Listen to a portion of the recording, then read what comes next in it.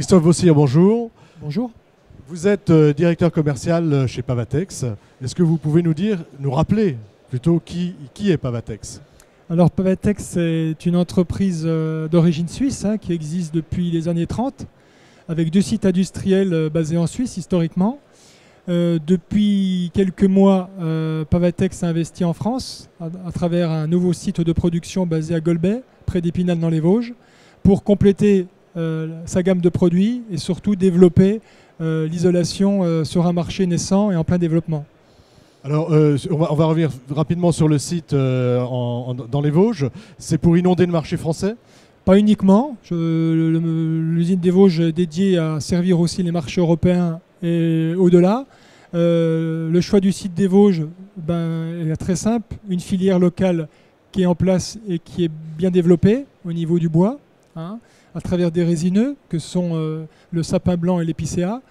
Des conditions d'accueil sur le secteur de la Green Valley qui ont été optimisées par des synergies industrielles avec un papetier local. Et puis en même temps, la synergie avec l'ENSTIB et le CRI de bois d'Épinal qui sont des centres de recherche dans le domaine du bois référents en France et en Europe. Alors, dans cette usine, j'imagine qu'on va fabriquer des panneaux et qu'on va fabriquer des panneaux plutôt dédiés à l'isolation par l'extérieur? Oui, tout à fait. Oui, on est spécialisé vraiment dans ce qu'on appelle l'enveloppe du bâtiment. C'est-à-dire l'isolation extérieure du bâtiment, de la toiture au mur en passant par les toits terrasses ou les planchers. Donc ça, ce sont les produits que vous présentez aujourd'hui sur Batimat. Sur Batimat, oui. Et dont un produit en particulier plutôt dédié à l'isolation par l'extérieur. Oui, c'est un marché qui est en plein développement, effectivement. Qu'est-ce qui caractérise ce produit que vous présentez, qui est dédié à l'isolation par l'extérieur? Donc c'est un produit fibre de bois à haute densité, à peu près 200 kg du mètre cube, qui est dédié aux applications ITE, donc isolation extérieure des murs par l'extérieur, sur une façade maçonnée ou sur une ossature rapportée, dans le cas de la rénovation par exemple, et en plus qui est novateur puisque c'est le seul panneau biosourcé à être sous avis technique avec un enduit qui vient se mettre sur le panneau. Donc on peut faire à peu près tout ce qu'on veut avec tout ce qu'on veut. C'est-à-dire on fait de la rénovation, on fait du neuf, on fait du bardage, de la façade ventilée et de l'enduit. Oui, tout à fait. On a des panneaux spécifiques dédiés pour la façade crépie. Le panneau s'appelle Diffutherm, avec un avis technique qui a été coporté avec la société Parex-Lanco, qui détient l'avis technique sur le panneau qui s'appelle Parisomob.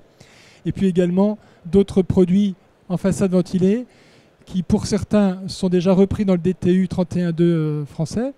Vous pouvez citer le nom des produits oui, ce qui s'appelle Isolaire en 35 mm, ou Pavaterm Plus si on veut varier l'épaisseur du manteau.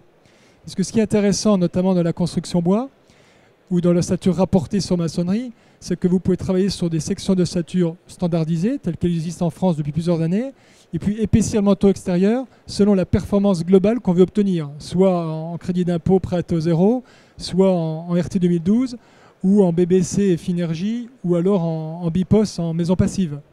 Alors, est-ce que c'est les mêmes panneaux qu'on va les mettre sur le toit?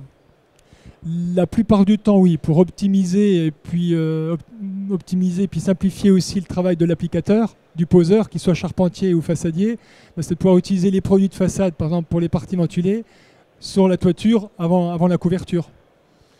Là, il s'agit de couverture sarking, c'est ça? Alors couverture sarking ou manteau, ou toiture manteau. Le panneau vient se mettre sur les chevrons existants avec un complément d'isolation entre chevrons. C'est le panneau idéal, le Pavaterm Plus dans notre gamme. Donc on va aller mettre un panneau sur les chevrons et entre les chevrons un autre panneau. C'est ça. De plus faible densité De plus faible densité, parce que lui on va plutôt le retenir pour ses capacités de flexibilité, pour qu'il se mette parfaitement entre les structures de chevrons. Et puis bien épouser les formes des chevrons. Donc c'est le Pavaflex qui a une densité de 55 kg du mètre cube, alors que le panneau ITE sur chevron, lui, est plutôt à 180 kg du mètre cube. Alors on a parlé des murs, des parois, on a parlé du toit. Si on parle du sol, on est sur quel type de panneau cette fois-ci? Alors des panneaux qui vont avoir un rôle résilient pour réduire l'intensité des bruits de choc. C'est-à-dire que le confort thermique, c'est une chose, le confort global, c'est aussi le confort acoustique. Donc pour séparer de manière performante deux zones de vie à travers un plancher, que ce soit une dalle béton ou un plancher bois, on peut utiliser des panneaux type Pavaboard, Pavatherm Profil ou Pavaport sous une finition de plancher. Ça peut être parquet massif, parquet flottant, chape sèche, chape liquide. Donc une offre complète. Oui, c'est vraiment depuis 70 ans que Pavatex développe des produits dédiés au bâtiment. C'est vraiment la motivation de pouvoir partager avec le milieu du bâtiment et les professionnels du bâtiment des produits qui leur sont dédiés et qui sont spécifiques dans leurs applications. Monsieur Bossier, merci de nous avoir présenté ces produits Pavatex. Merci pour votre accueil.